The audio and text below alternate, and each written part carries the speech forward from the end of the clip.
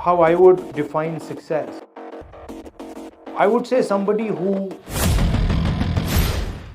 Sir, what is your vision about the research capabilities, especially in a research institute, considering there is a cut down in research fund and increase the taxation on equipment, sir? Put as much money you want in R&D. If you're not actually producing the thing, it'll just be a budget. So the problem is, we don't respect labor. We respect conceptual work. So I think one of the things that I want to push is moving more into the physical production space. Namaskar, sir.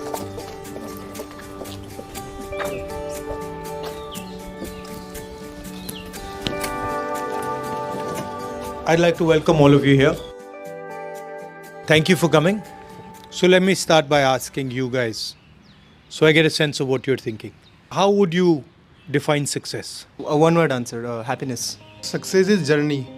There is no stoppable in the success. Like anything which does for the betterment of the humanity, I would consider success. Which anything which helps people around me. I'd say a sense of fulfillment in whatever you're doing. So whatever your goals are, whatever your visions are, as long as you're happy in the journey and in the moment, I'd say that is a success for me. Nobody said money, huh? So I was coming to that. Or you're being polite or what? Success is helping yourself grow, and then that leads to growth of all the people. So one asset is money and the other is care and development of the society as a whole. But generally, if you were to ask me how I would define success, I would say somebody who observes his surroundings or her surroundings accurately and maneuvers around them in an efficient manner. That would include things like dealing with fear, dealing with greed, dealing with anger, dealing with other people. That's how I would define success. So, considering your long interaction in politics, especially in Indian politics, we were wondering what were the issues that we focused on before when we started out, or if, say 10 years back, and what are the issues that we are focusing on today? Or We as in us, or me, or as the country? as the country, and also we would like to know that what do you think that we should focus more on? What should be part of the national conversation more? So in the Congress and the UPA, we generally believe that the resources should be distributed more fairly. Growth should be wider. In the BJP, they are more aggressive on growth, and they tend to believe that you can focus resources. They believe on what is in economic terms called trickle down. On the social front, we feel that the more harmonious society is, the less people are fighting, the better it is for the country. That would be, on the sort of social side. On the international relations front, probably be some differences with regards to the way we relate to other countries, but broadly it will be similar. Hello, sir. My name is Swapnanil. In the state of global unrest, what is your vision of what India's role should be when it comes to treading the line of non-alignment while at the same time promoting democracy overseas? So the single most important thing going forward is how India navigates this conflict between China and America. And really between the Americans and the Chinese, one key question is what is going to happen to India. This gives India a couple of things. In a situation where the two superpowers are going head to head, we have a balancing equation. We have a balancing ability, right? So we can say that we are either your friend or your friend, and we want this from you and we want that from you. So India is in a space where it can get quite a lot more than its power would give it. And so if India intelligently walks through this thing without getting stuck or without making a major mistake, then we might benefit from it. Namaskar, sir. Sir, your father, Honorable Sri Rajiv Gandhi ji, founded Jawaharlal Navoday Vidyalaya, a pioneering step towards quality education for CBSE, especially in rural India. Recently, according to UDAIS 2021 data, the net enrollment ratio for secondary and higher secondary education is around 53% and 35%. Additionally, our quality is not up to the required global standard. So what are your policies and what is Congress Party's vision to increase the enrollment rate and quality as well as accessibility to everyone for education? I feel that a country needs to guarantee quality education to its people.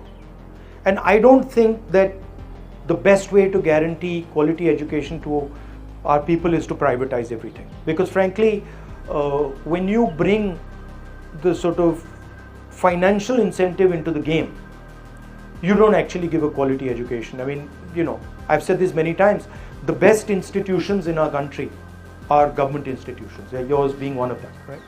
And so I argue for much more money being spent in education by governments.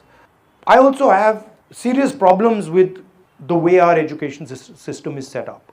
I don't think our education system allows the imagination of our children to thrive. You might not agree with me, but I think it's a very restrictive system, top-down system, and I don't think it is broad enough, right? It's very narrow. I mean, I walked from Kanyakumari to Kashmir, and I must have spoken to thousands of kids, and I asked them, what do you want to do? Lawyer, doctor, engineer, army. It can't be that there are only 5 things to do in this. But that's what our education system is pushing. That, success, as we said, success as far as our education system is concerned is if you're an engineer or a doctor, you join the IAS, IPS, or then you get into the forces. And really, that's just going to be 1% of our population. Maximum 2. 90% of our population is never going to do this, right? So the whole thing is geared towards this 1 or 2% who are going to become engineers, doctors, and then poor fellows, when they don't succeed, then they are, they're depressed and they're upset that I couldn't make it. But really, it's impossible for 90% of India to become engineers and doctors, and it's not even required. I mean, it doesn't make sense. So allowing kids to do what they want and allowing them to experience and do multiple things. Our education system disregards many things. It undervalues many professions, overvalues these 4 or 5 professions, and then tells everybody, "Bhai, yahi karna hai." So those are the type of things I would change. What is one of the few important things that you would like to see change in the Indian higher education system? In India, but what I remember in the classroom was there's a very clear hierarchy. There's the teacher and we are students. And that person has a role and we have a role. And that person is going to basically tell us what he knows. So it's a very hierarchical structure and knowledge is imparted straight down. And sometimes if the student says, I don't agree or I don't understand, the teacher will be like, listen, keep quiet. And if you do that too many times, he'll put you at the back of the class and he'll like his 5-7 so-called, call them toppers or sidekicks or whatever, who will repeat what he says, right?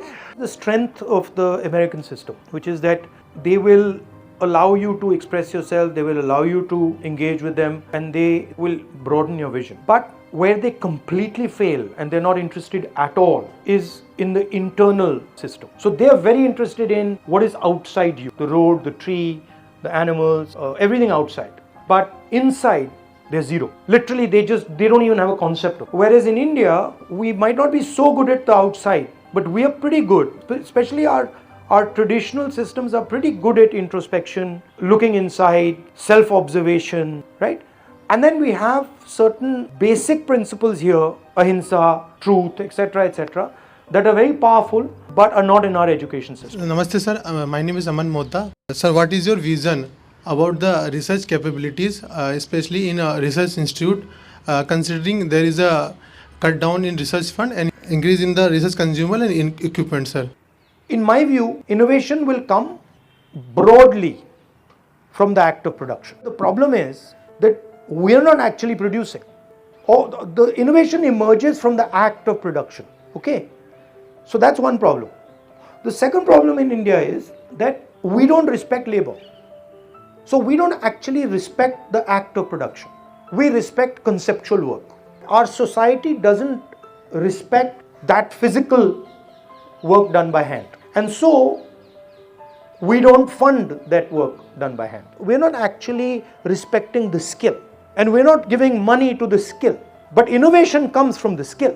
Innovation doesn't come from the sky. If you start respecting the carpenter, you start respecting the cook, you start respecting the shoemaker, you start respecting the mechanic, then you will start putting money into his business. And the moment you put money into his business, you'll get innovation. So I think one of the things that I want to push is moving more into the physical production space. So to me, really innovation comes from that space. Put as much money you want in R&D. If you're not actually producing the thing, it'll just be a budget. Thank you for coming.